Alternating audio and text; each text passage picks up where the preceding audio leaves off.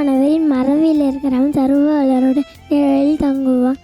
சங்கீதம் 91:1. கர்த்தருக்கு பயந்து அவர் வழியில் நடக்கிறவன் எவனோ அவன் பாக்கியவான். சங்கீதம் 128:1. கர்த்தரை துதியுங்கள், அவர் நல்லவர், அவர் கிருபை என்றும் உள்ளது. தேவாதி தேவனை துதியுங்கள், அவர் கிருபை என்றும் உள்ளது.